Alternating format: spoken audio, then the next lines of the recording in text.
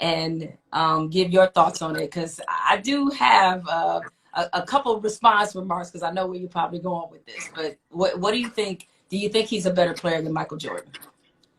I mean, that's hard to say because they didn't play in the same era. They never played against the same competition. But if you look at what Jordan did, he played in the era where basketball was real hard and real aggressive, and there wasn't a lot of fouls called. And he had to go up against the beast in the East and the West, and the competition was, a little bit more aggressive. So you got to give him respect for winning six and getting six MVPs and doing it in a time where it was unheard of to go three-peats back to backs.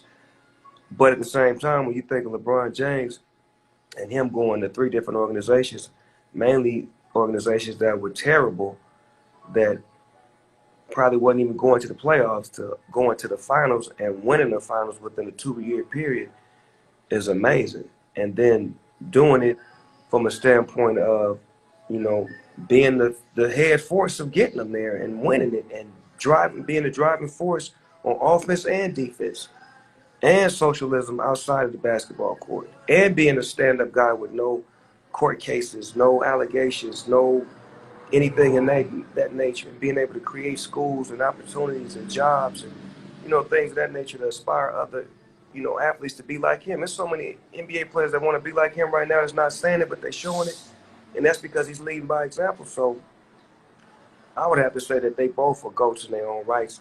But in my book, Magic Johnson was always higher than Michael Jordan to me. Really? Because I'm a Laker, and I look at what Magic did when he first came in the league.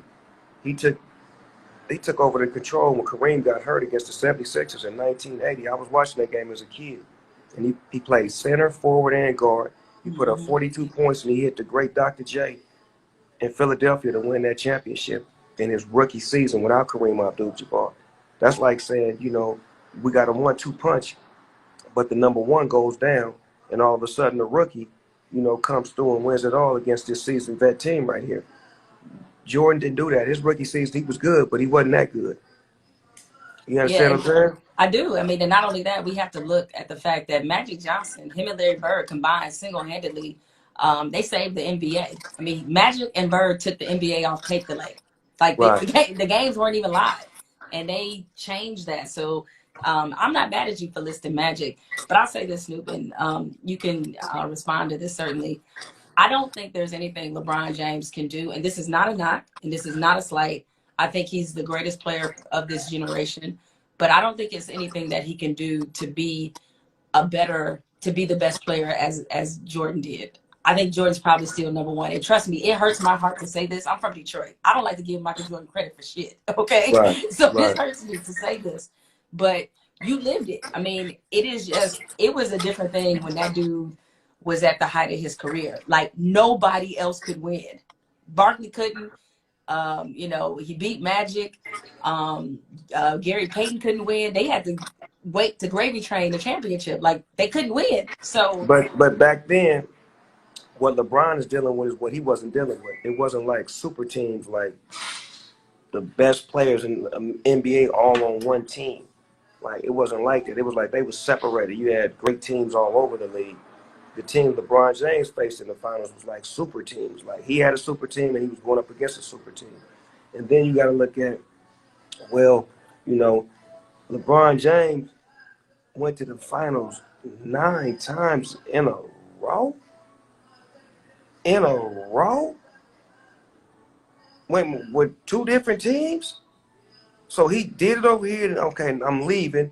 Then I'm going to come back to where I left y'all because y'all need me.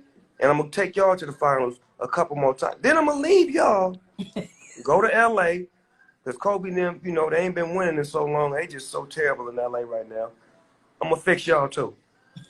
He the only motherfucker that can fix the Clippers. That's what they need. They should have tried to get right. Well, I mean, it is a different league, and I do think it's unfair to LeBron to do a straight up comparison because it's just the way you win now is just so different. To me, it's like comparing Bill Belichick to Bill Walsh. It's like it's a different game. Like, it's free agency in the NFL. Bill Walsh was an innovator creating the West Coast offense. Like, it's just different. And then we got to look at this too. We don't never give Kareem Abdul-Jabbar, Bill Russell, Wilt Chamberlain. You know, these are guys that did things that have never been heard of. 11 championships. Kareem Abdul-Jabbar with all them points. Motherfucking Wilt Chamberlain, 100 points in one game. Like, that don't put you in that status. Like, these kind of shits has never been done before, but we forget about them because there's not a lot of footage. And one thing about black history, we bad at it. We terrible at black history. We have a forget point where we want to forget certain history and then we want to, you know, put in certain history above others. But if you really want to pay tribute to what's really real and what's fake, Bill Russell should be the one, not the two. A motherfucker that got 11 championships of that, because that's what it boiled down to when you start talking that Michael Jordan shit. Well, he got 6 ships and he ain't never lost. Motherfucker, Bill Russell got 11. How many did he lose? Right. But Not many. do you hold it against Bill Russell at all, the fact that he didn't play with the level of competition, against the level of competition what Jordan saw, what Magic saw, what Bird saw, what LeBron saw? It wasn't the same. But You couldn't be, put it like this. LeBron is Bill Russell's height.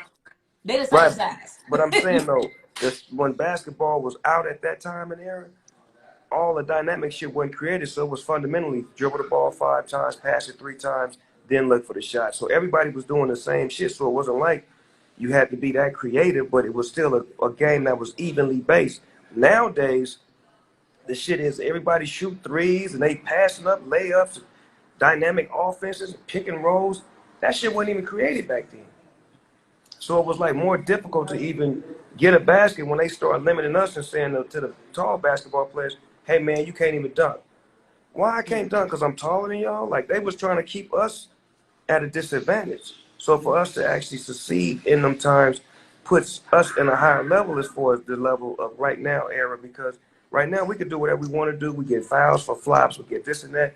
You don't know what that era was like. You don't know how it was for a black man to have to go in these white arenas and be dealing with racism and dealing with all of this and then to try to have to score and then dealing with the mafia and dealing with all of that and then to be able to say, well, he had a successful career and did this and that. That to me is gold status to Right. survive that.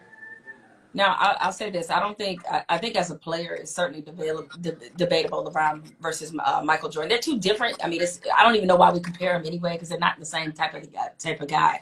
But in terms of a greater legacy, I think for sure it'll be LeBron, just because of, as you mentioned, not just what he means to the game, but he's empowered other players in a way. And I'm not even talking about from a social standpoint, but Kevin Durant doesn't go to Golden State if it wasn't for LeBron. You know, Kevin Durant doesn't go to Brooklyn to be with Kyrie if it wasn't for LeBron. Kawhi doesn't go to Toronto. Kawhi doesn't come to the Clippers because LeBron gave them permission to stop waiting on these bonehead ass GMs to build teams around him. He said, go make your own destiny. And because of that, players are much more empowered. They not only want to be dynamic basketball players, they want to be dynamic people. And LeBron deserves a lot of credit for that, because he is the face of the league and he's given them a level of power that they never had in the NBA before. And that's something that Michael Jordan